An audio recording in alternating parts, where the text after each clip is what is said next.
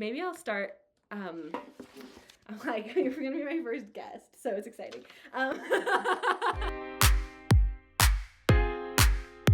Well, thanks for being here. Do you want to go ahead and introduce yourself, Mr. Gabriel Douglas? Whoa, yeah. Wow. Sure. I love that. Um, Hi, everyone. My name's Gabriel. I am a worship pastor at a church called Eastbrook Church in Milwaukee, Wisconsin. Yeah, I've been working at it for 8 years, but in the kind of worship pastor position for the last four. And so B and I met through that church 2022, one.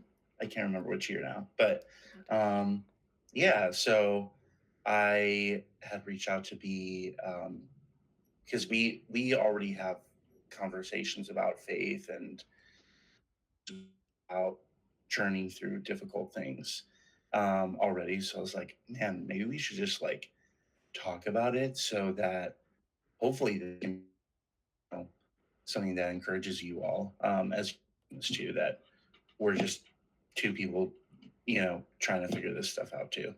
Yeah.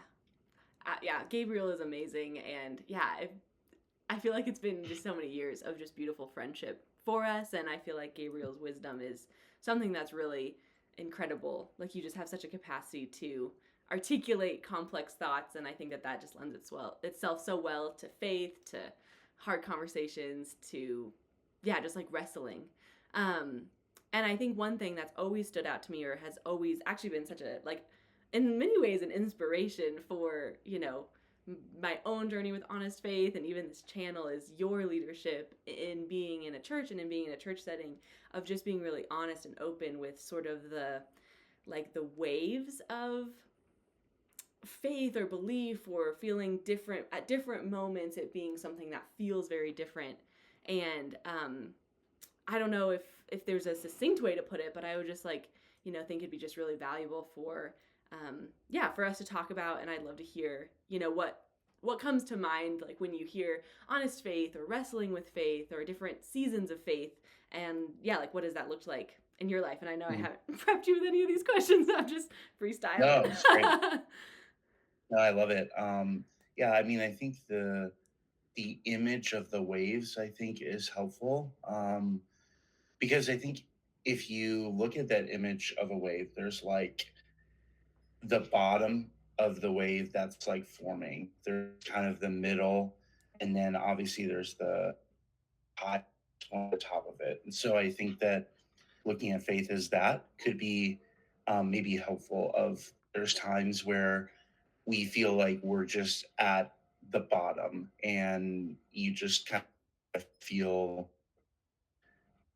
by the waters of your life. And then there's times where it's like we're kind of in the middle of that wave of like, okay, things are still like kind of tough, but like I'm like seeing the edge of the water where I can breathe a little bit. And then there's times where I think, people describe like a mountaintop experience. You have these like, really huge moments with God. And you're just like, oh my gosh, I want to stay here forever. And so I think that with the journey of faith, um, I think we need to accept that, like, just that it is a journey. That I think there will be times where we are just hearing from the Lord all the time. I think there are times where we sense that God is silent. I think there are times where maybe we feel like we want to be better at certain like spiritual practices like prayer or fasting or worship, whatever you want to put in there. Um, and I think the hope is through the journey of faith is to know that God is in all of those journeys, that um, he is not less or more God in a mountaintop experience or like this kind of wave image we're talking about. Um, he is there. I think it's more so for us an awareness on our parts. And I think that there's so many journeys, like there's so much happening in our life. Like I think there are certain times in your life where you hear or sense God in a certain way, and then you kind of have a new experience with God that you're like, I don't really know, like this is different. Like if you think of a relationship, it's the same of like when you first start dating a person, and then when you're like, when you guys become like official, or you both say I love you to each other for the first time or something like that. Like that is like a different depth of experience. And I think it's similar, with our relationship with God. Um, yeah. So I think that the first thing is just acknowledging um, that it is a journey. Because I think that we a lot of times almost rebel against that thought of like, oh, this should be easier. It's like, why? Like, why do Yeah. we think that? So Yeah. I think that's so well put and so well said. Both the wave and I feel like the relationship piece, because then I think in thinking about it like a relationship with God, it almost creates sort of a, like, it's almost good when you go through different seasons. Like if it was something that wasn't real, if it was if a God who wasn't relational, then it would just be like hanging a picture up on a wall. Like it's there and it's set and nothing's going to change it. But a relationship is growing and evolving in different seasons. And so I think almost like when we go through those moments of like, oh, this is different, this is new, I have new questions, I have new experiences, I'm learning about you, and God already knows about us, but we feel like we're offering up ourselves to him, and sort of like mhm, giving, walking in with that, it almost creates like you're on the right track. Like you're looking at this like relationally instead of looking at like, you know, something that isn't real, because God is yeah, real. He is present. Um, as you go through those dips, mountains and valleys and tops of the waves, how have you throughout the years of like, I feel like the first time, maybe me, or I just feel like I've heard as well, like when we go through that first dip, it's like, oh, something is wrong or something like that. We kind of work through that one. But then as we start to go through the wave, we're like, okay, this is a natural part of it. So as you've mhm, gone through a couple, or maybe, if you also have a different experience than that, or if that sounds something like kind of how you would articulate it, but then through those waves or through that journey or through kind of coming to terms with the fact that it is a journey, how do you keep an awareness of God in those lower moments? Or how do you keep encouragement to keep walking through? Like, yeah. mm. Yeah, that's a great question. I think too, how do I stay aware of God in those more lower moments? I feel like I'm not great at that. I think that I've noticed in myself that I can uh, my tendency is to kind of flounder and like to figure stuff out on my own. And then I find that basically it becomes, well, two things happen. The first thing is I basically am like drowning for so long, and I basically become tired of doing that. And Mm-hmm. then I'll come to God and be like, hey, like you're gonna have to you're gonna have to do something. I tried and it's not. And he's like, I know. Like, we knew this from day one. I was like, yeah, yeah, yeah. But I think another big part of this is um, I am an external processor with a lot of internal thoughts. So I think for me, something that's really helpful is like just talking to people around me that know me about what I'm going through, and kind of having like a conversation where I have people in my life where they can be like, oh, that you're saying this, and Mm. it really seems like this is where you are in your journey here. And I think that's really helpful for me because sometimes I struggle to know like where I am internally. Like sometimes I think I'm like really at a low point where it's actually just like growing pains in my faith. Yeah. And then other times I think the opposite, where I'm like, oh yeah, I'm doing great. Where it's like, oh, actually, I haven't like talked to God about this wound that I have or whatever. Um, so yeah, I think it's those two things for me. I think it's people around me that know me well, and then I think it's also a balance of, um, and I'm trying to grow in this more of, okay, people sensing what I'm saying, but I also need to take time within myself and then with the Lord as well to be like, God, is this true, or is this like, am I just like resonating with what this person is saying um, because I'm just desperate for an answer? Mm. And I think sometimes it's like really hard to figure it out, and sometimes it could be both of those things happening at the same time. Um, yeah, so for me, I think it's been I did this scripture meditation a long time ago, and it was like the whole kind of idea of it was this phrase "begin again," Mm. and it was just this kind of like exercise I was going through where the person leading the exercise just kind of kept coming to that phrase. And Mm. so for me, that was really, I keep coming back to that in my life of, oh, I haven't prayed in a while. Oh, I haven't heard from God in a while. Oh, I haven't been in scripture in a while. Oh, I haven't, whatever, you can fill in the blank for yourself, whatever that looks like in your relationship with God. And I think that we can just begin again. Mm. Like, I don't know. It sounds basic, simple, I guess, but I think for me, if it's like, if I'm going to God to fulfill like checklist, Mhm. um, or to like to just, I don't know, yeah, check off the box, um, that I think is playing into more shame based like faith. Mhm.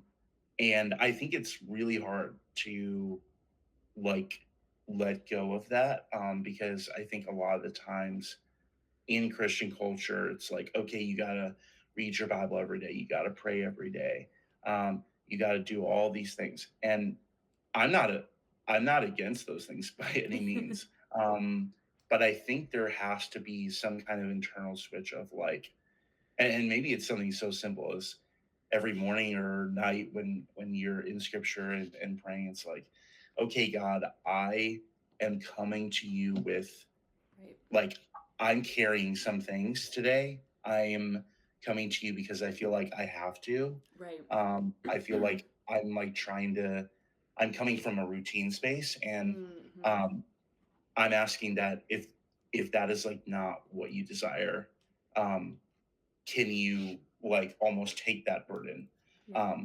off me? Because yeah, I think there's just so much perceived restriction from us, and in the I think in the presence of God, it's like, okay, yeah, can we just be open to what He wants to say from us? So, anyways, I don't know if that answered your question, It was but so good. um, So many good, like so many good nuggets. I'm just like, wow, so good. Just such a, just yeah. You always have just so many, just gems of wisdom, and I feel like especially with that last piece you said, I was like, oh, I think that that's so true and like apt even with some things I've been reflecting through this week, or honestly just in the process of starting to try to even be more externally honest with my faith too, like through this channel or some of the things where I'm like, dang, this is like convicting for me in regards of those some of those spiritual disciplines. And I think they're two really important pieces, which I think you touched on and articulated so well, of that like begin again, like conviction of like, oh, like when we're in a low moment and it's like I haven't talked to God about it, like that's convicting because it's like, oh, I should talk to God, but it's not condemning, and it's not, oh, now I have to like do all these things to like to be like sorry about that. It's just like, oh, let's just turn our attention back, or let's just now go to God, like Jesus has paid it all, so we just are like, oh, shoot, okay, let's turn, let's refocus on that, I think is really sort of like if a pot boils over with water, you just turn the heat down or whatever. Like it's just kind of Mm, having that, not putting that chain of shame on ourselves, because that's not going to help, and God doesn't put that on us. Just trying to turn back. And then with the spiritual disciplines of, like reading your Bible every day or prayer time, of like, I think sometimes I can go into it with this feeling of like, okay, I'm going to go into this spiritual discipline and I'm going to grow in faith, or I'm going to grow in spiritual growth or transformation, or I'm going to get the answers, mm, instead of seeing it as like, oh, I'm going to enter into this, discipline or practice. I'm going to enter into this making myself available for God to do the rest. Like I'm just picking up my mm. Bible because now I'm available. Like it's almost like making yourself available versus like doing the things, because I think that can become almost like this works idea, instead of like, oh, this is just a way for me to set regular time to remind myself to give it to God. Otherwise, I just get woo, I get very self-focused. So I don't know if any of that kind of mirrored, or if that even was the right kind of interpretation of everything you were saying, but it just made me think of those Yeah. pieces. Yeah, I think it's really good. Yeah, I like that distinction because I think um, we are human beings that are so used to um, doing things, and Mm-hmm. um, the invitation of Christ is to exist and to be. Yeah. And I think that's really difficult because when we start to do that, the things that we kind of do really well at hiding, um, finally the door is opened, and um, I think you'll actually start to experience um, more of what we call maybe negative emotions, even though they're Mm-hmm. not negative, but like things like anxiety or worry or anger or unforgiveness, whatever, you can fill in the blank. But I think that, yeah, to your point, I think it's really helpful of that distinction. And, I think looking at scripture too to see, oh, how did people like come into the presence of God? And there's so many stories of God having conversations with people. I think of Jesus having the conversation with the woman at the well and is using the water as that kind of entry point, or God talking to Abraham, or God talking to um, Joseph and Mary. There's so many different examples. Um, I don't know where I was going with that point, but oh yeah, like there's so many. I think God speaks to us always, yes, but I think we can open ourselves up to God more, I guess, in a sense, when we kind of I guess, are present. And um, yeah, and as you were talking, I was reminded of this hymn, and there's a couple lines in there that say, "Turn your eyes upon Jesus, look full in His wonderful face or grace. The things of earth will grow strangely dim in the light of His glory and grace." And so I think that like when we turn our eyes upon Him, those things grow dim. Um, Mm-hmm. and I don't know, I could go into a whole nother deep dive of like, what does it mean for us to turn our eyes upon Jesus when it's like I'm looking at you, my eyes are seeing you, but Right. when I'm praying, it's like, okay, I don't see Jesus, Right. with my eyes, and like, what does that mean? But yeah, so anyways, I think to your point, I think it's really helpful of um yeah, like how are you coming into a time of prayer with God? What are you bringing into that time? And I think being honest um with God about that. Yeah, and I think there's two books that I'm reminded of that help with this. One of them is called Let me just look it up on my phone really quick. Uh, and I'm actually like reading through it really slowly right now. So um, I'm like at the beginning of this book. The first one is called The Critical Journey. Hmm. Um, it's like the subtitle is Stages in the Life of Faith. Um, it's written by two authors, Janet Hagberg and Robert Gulick. um, Yeah. Sorry, Robert. um, and then there's another book I have in my living room. Can I Yes, can I just please. go Yes. to the camera because I forgot what it's called. Okay, I got three books actually. Yay! Uh, I'm writing them so down because I'm like, these are gonna be good. so this one is what I was just talking about. This is the Oh, okay. critical journey. Okay, cool. Um, and then uh, this one is called The Invitation to Solitude and Silence, Ooh.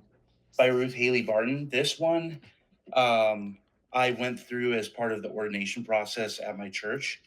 And this book is super helpful. She gives like just really helpful, she kind of goes through like how to be in solitude and silence. And she Mm. kind of makes this claim of that the like there they are two things that are important. And she Mm. has a bunch of exercises in that. Um, and as I'm talking about, I'm like, man, I think I actually need to just have that on my regular rotation.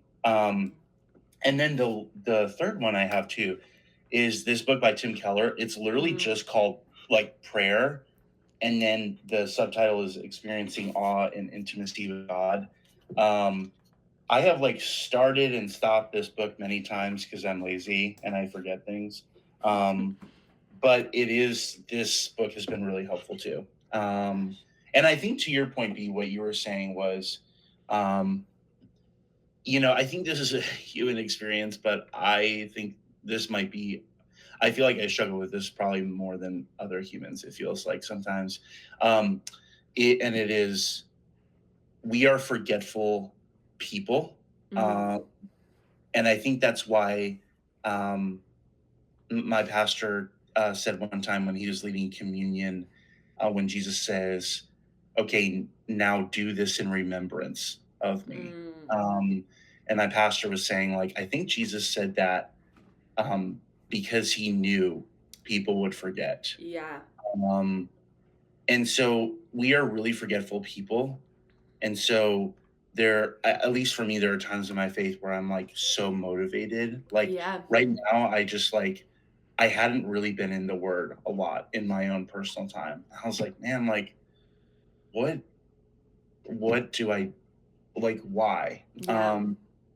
And I think part of it is like, I like just wasting time on social media, or I find other spaces to fill my time. And I think it's one of those things where it's like, okay, how can we like just start that process again? So like Yeah. right now I'm just like going through the Psalms, and I have my Bible open. I have this like ESV study Bible, and I have that open. So I'll read the Psalm, and then I'll like kind of go to the study Bible and look through like, okay, what is like actually happening here? And I don't know, that feels like good to me to be in that space with God of like more learning and study. Yeah. Um so anyways, I think yeah, we're just forgetful people, and I think that knowing that about ourselves is helpful, and then knowing that um if we are looking at God as this person who is like standing over us and like keeping track Right. of what we're doing, um, I think your motivation is always going to appease that Mm-hmm. anger there. Um, so I think there is something about how do we look at spending time with God? Like, I think it really does need to be like, oh God, you, as the Psalms say, you see me and you know me. Yeah. know my excuse me, my waking up, my lying down. You see my thoughts from Yeah. afar.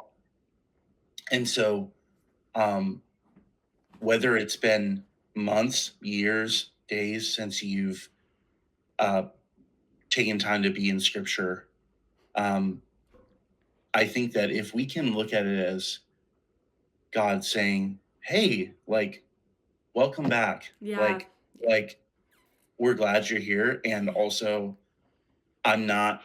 I know all the times that you actually denied me. Right. Know all the times that um, you chose to do something else Right. other than spend time with me, and I actually already like that's covered for you, like, Mm-hmm. and you don't need to like have shame about that. I think that, yeah. So I don't know. I don't remember what your original question was, but I just thought that was something I was thinking about was we are forgetful human beings, Yeah. and I think it's important for us to take time. Like, how do you think about God? Yeah. Like, um, I think that's really important because how you think about God is going to impact how you spend time with God. Mm-hmm. Um, yeah. 100%. Oh my gosh, so many good so many good things in there. Yeah, I think it's so true.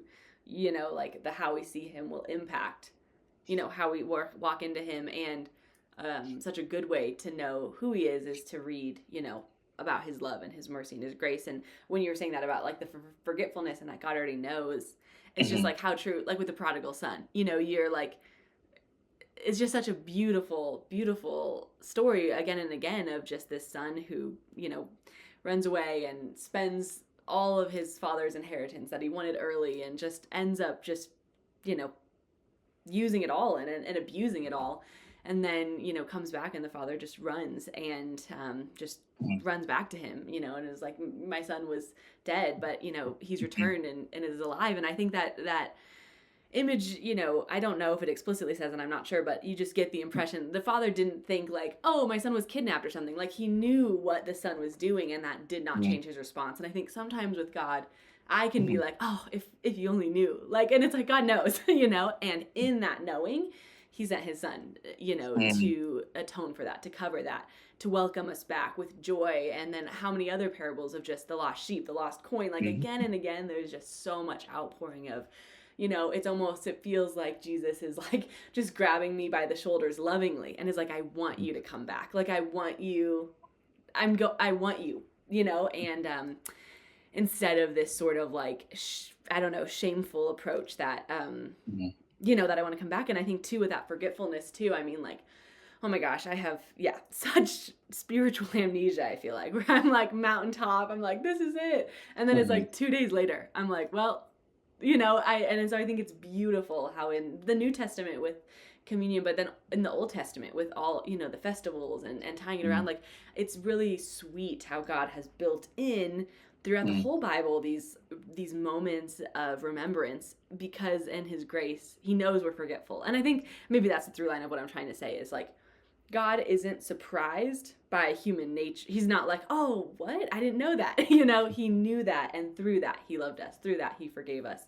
Um, anyway, sorry, I'm just No, it's rambling, good. but it's just, I think, such an important reminder for like myself as well of just that, yeah, just it's returning again and again and again. And it's not like, and I think that's kind of the crux too, is telling myself like, I hope to grow in spiritual transformation, but my whole life I'm gonna keep doing this. Like I'm not going to become like, I'm not going to be like, nailed it, now I got it. Like I'm gonna Yeah. be, if I'm blessed to live to 80, I'm gonna be an 80-year-old who one day on a Tuesday is like, oh, darn it, I forgot to, pray about this thing about whatever. So I think it's also like Mhm. grounding ourselves in that grace, and then all the way back to that hymn of, turn your eyes upon Jesus. That's one of my favorites. And there's like a mashup, I guess, that Shane and Shane did with Amazing Grace at the end of it. And like that song every time is so good. And I think like, yeah, just gazing upon the gospel, gazing upon Jesus, and his compassion and picturing what his eyes would look like of mercy and love and creation. And anyways, so much to talk about, but it's just so good. And it's so like just rich, and yeah, you just provide so many amazing insights that always my brain just goes in 1,000 great directions of like, this is so good. But Talking about that last point, I was thinking of the um, the transfiguration story in the Bible. You know, where it's like Jesus goes to this mountain with Peter and two other disciples, and I can't remember. Is it James John, and yeah, like Peter, John, and James or something. we'll go with that, and I'll put a little note. Yeah, you can edit. Yeah, sorry everyone. I should know who the characters are. But there's this like insane story where they go up to this mountaintop and um like Moses like appears, and then Elijah appears, and then Peter's like, "Oh, okay, Lord, um, should we make a tent for them to hang out with us?" And like Jesus doesn't even address that, and there's this powerful experience of um, Jesus is showing them something deeper. And to what you were saying about the mountaintop experience, I think we want to stay on the mountain. We Yeah. want to stay in that kind of crazy experience. Um, and the tough part is uh, those disciples had to come back down the mountain Right. with this insane experience Right. that probably marked them for the rest of their life. And I think that we should be bold and open to God, like asking God for those kind of experiences in our life. And if that doesn't come, that's okay too. But I think there's something about we have to go to the mountain to get refreshed, to receive healing.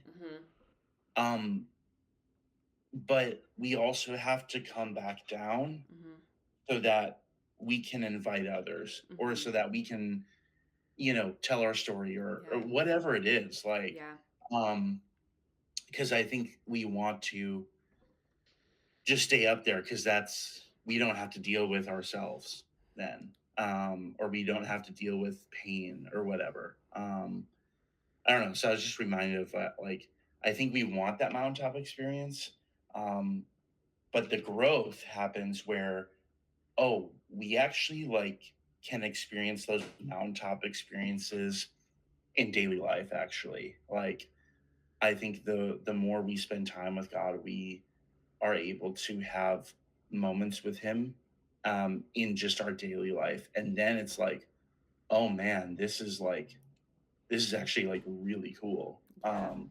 To have moments with God like that too. Yeah.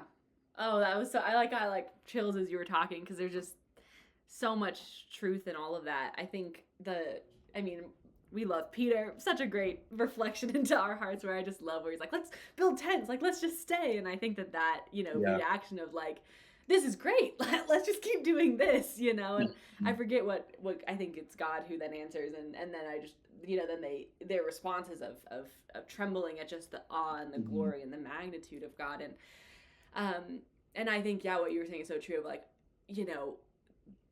those experiences too are gifts, are blessings. Like, it was a gift for those three disciples to get to see Jesus in the transfiguration, and it was a source of, I would imagine, strength as they went through their lives marked by suffering and pain for Jesus to say, but I know that this is true. I know that this glory, and like that those moments, though, God knows what each of us needs. God knows the, like, I don't know how to say this, but like God knows what we need. Like, if you're someone who maybe needs more Peter moments, like Peter had kind of a lot of these moments. He had the transfiguration, he had the walking on water momentarily, and then you think of someone like Matthew, who at least recorded maybe didn't have as many of these like wow mountaintops, and yet blessed us with the Gospel of Matthew. And But Peter also, with all these mountaintops ones, was still maybe one of the first ones to